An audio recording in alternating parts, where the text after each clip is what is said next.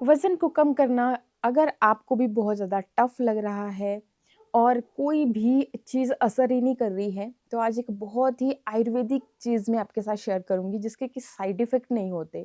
क्योंकि बहुत बार अक्सर लोगों के कमेंट्स आते हैं, जब भी मैं कोई भी वेट लॉस का वीडियो शेयर करती हूँ, कि भाई हमें ये चीज़ जैसे जीरा वाटर सूट नहीं करता, कइयों का होता है कि अजवाइन पीते ही दस्त लग जाते हैं या फिर तरह-तरह की जो भी रेमेडीज़ मैं आपके साथ शेयर करती हूँ। तो बहुत सारे लोगों के इस तरीके के सवाल होते हैं कि कोई ऐसी आयुर्वेदिक चीज़ जिसके कि साइड इफ़ेक्ट ना हो।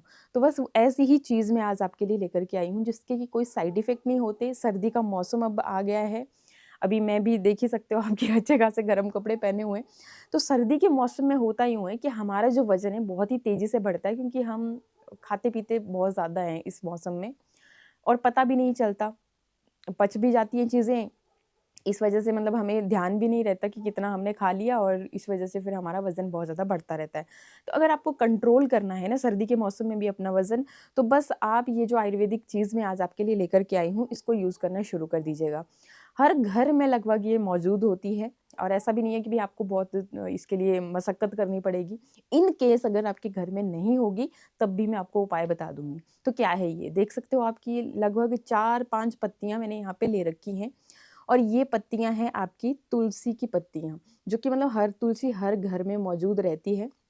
और ये जो पत्तियाँ होती है, गला आपका बिल्कुल साफ़ हो जाता है, कितनी मेडिसिनल प्रॉपर्टीज़ होती है ना इसकी, ये मुझे आपको बताने की ज़रूरत नहीं है, सभी जानते हैं कि चाहे से आपको वायरल कुछ भी होता रहता है, फ़ीवर होता है, जुकाम होता रहता है, गला सही नहीं रहता सर्दी के मौसम में, तो आप अगर ये काढ़ा पीते हो, तो आपको कभी भी ये प्रॉब्लम्स होंगी ही नहीं एंड ये एक मतलब आयुर्वेदिक एक चीज़ है, तो इसके कोई साइड इफ़ेक्ट भी नहीं होते। फिर भी इन केस अगर कोई सेंसिटिव है और उसको नेचुरल इंग्रीडिएंट सूट नहीं करते हैं, कोई पर्टिकुलर जैसे ये मैं आपको यही तुलसी बता रही हूँ, अगर सूट नहीं करती है तो आप इसको स्किप कर सकते हैं।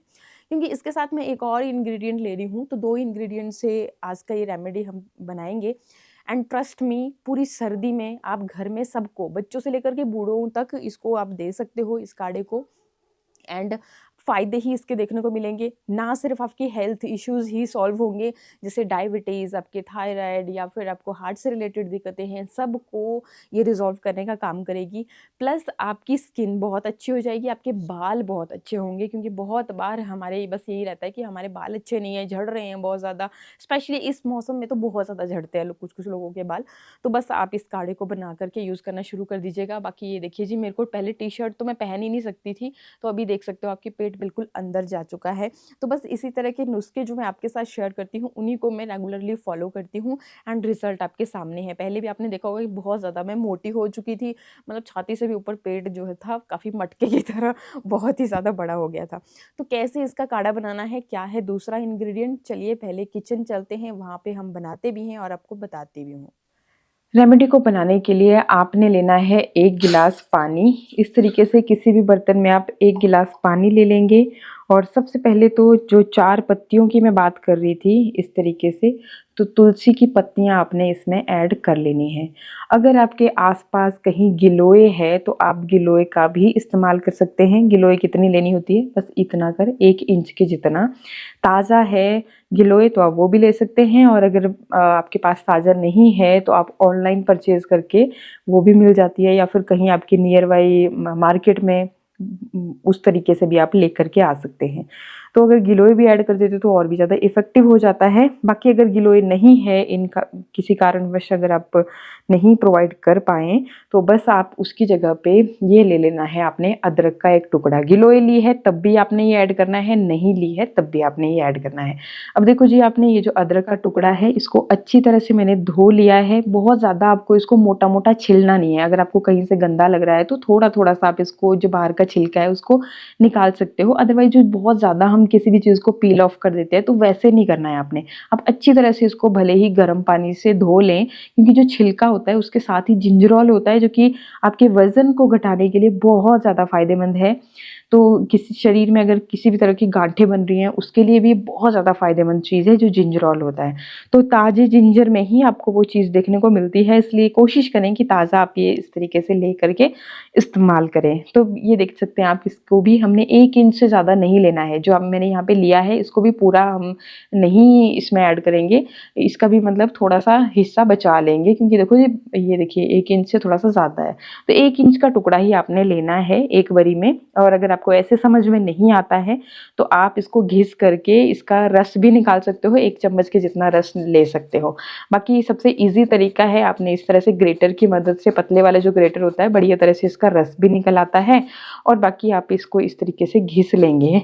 और ये देखो जैसे हम चाय में नॉर्मली उसी तरह से आपको ये काम करना है यहाँ पे। और इस तरीके से हमने फिर जितना हमें ज़रूरत थी उतना हमने जिंजर यहाँ पे ले लिया है। देखो चाय में जिस तरीके से 1 कप चाय के लिए हम यूज़ करते हैं, वैसे ही सेम यहाँ पे भी है। क्वांटिटी में आप बिल्कुल भी कंफ्यूज मत होइएगा। तो उसी तरह से आपने यहाँ पे भी ले लेनी है। और इसको अब आपने क्या करना है कि इसको आपने अच्छी तरह से बॉईल होने देना है, जैसे मतलब आमतौर पे हम काढ़े बॉईल करते हैं उसी तरह से। जो ये पानी है ना आपका, 1 गिलास आपने लिया था, ये लगभग आधा गिलास रह जाए इतना आपको इसको बॉईल करना है। ठीक, तो ये जब आप बॉईल करोगे तो बस वही तो काढ़े का प्रकार है। बाकी अगर आपने गिलोय भी ले रखी है और भी बेस्ट रिजल्ट आपको देखने को मिलेंगे। और आजकल तो वैसे भी मौसम ही सर्दियों का है, ऐसे मौसम में ये चीज़ें हमारे पूरे हेल्थ के लिए बहुत अच्छी हैं। तो अच्छी तरह से बॉईल करेंगे और फिर जैसे ही अच्छे से बॉईल हो जाएगा तो गैस का फ्लेम बंद करके हम इसको छान लेंगे। छान करके आपको इसको कुछ भी इसमें नहीं ऐड करना, क्योंकि मैक्सिमम लोग शहद ऐड करते हैं और आज की डेट में प्योर चीज़ें नहीं मिलती हैं। तो उस वजह से क्या हो जाता है कि उनका वज़न जो है ना घटने के बजाय बढ़ने लगता है। तो उनको लगता है कि भाई गाढ़ा हमारे लिए सूट नहीं करा और ये चीज़ अच्छी नहीं है। तो आपने इसको कुछ नहीं इसमें ऐड करना। जैसे हम ग्रीन टी पीते हैं ना, उसमें कोई चीनी वगैरह इस तरह की चीज़ें तो ऐड नहीं करते। तो लाइक वैसे ही आपने इसको भी यूज़ करना है, बिल्कुल फीका ही। और कैसे लेना है चलिए आगे वो भी डिस्कस करते हैं। तो इस तरीके से घर में दादी नानी सर्दियों के मौसम में सबको ये काढ़ा पिलाती हैं। और भाई देखिए दोबारा से ज़िंदगी हमारी आयुर्वेद की तरफ ही पलट रही है। जैसे-जैसे हमने मतलब इतनी गंभीर बीमारियों से देखी, कितना एनवायरनमेंट में भी चेंजेस आ रहे हैं। तो अब जो है ना लोग ये सारी चीज़ों में बिलीव भी कर रहे हैं और उनको फ़ायदा भी महसूस हो रहा है। तो आप भी घर के जो नुस्खे हैं इनको मात्र नुस्खा ना समझें, ऐसे सोचें कि भई हाँ, ये रिज़ल्ट नहीं देते हैं, तो ये डेफ़िनिटली रिज़ल्ट देते हैं। थोड़ा-सा टाइम लगता है हमें ऑब्ज़र्व करने में।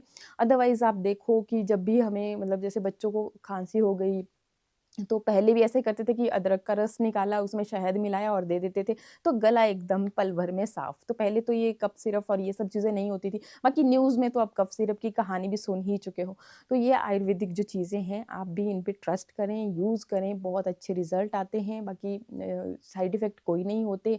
फिर भी किसी को अगर किसी तरह की प्रॉब्लम हो, तो वो उसको स्किप कर सकता है, जो भी इंग्रीडिएंट मैंने यहाँ पे बताए हैं।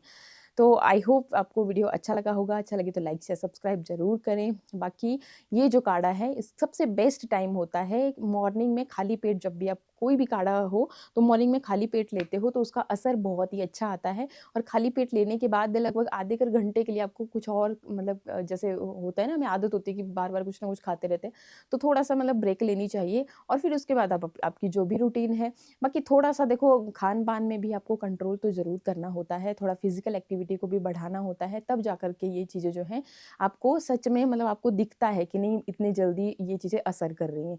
अदरवाइज़ अगर आप सोचोगे कि नहीं बस इसी से हो जाएगा, इसी पे छोड़ दोगे, तो ऐसा भी नहीं होता है। थोड़ा-सा अपनी फिज़िकल एक्टिविटी को भी बढ़ाएँ। एक ही जगह पे अगर आपका काम है पूरा दिन बैठे रहने का, तो थोड़ा-सा मतलब आप जो बाकी एक्टिविटीज़ है जैसे घर के लिए सब्ज़ी-भाजी लाते हो, तो वो स्कूटी में जाने के, कार में जाने के बजाय थोड़ा-सा पैदल अगर आप चलते हैं तो कैलोरीज़ बर्न होती हैं और आपकी सेहत के लिए भी अच्छा है, चलना तो बहुत ज़रूरी होता है।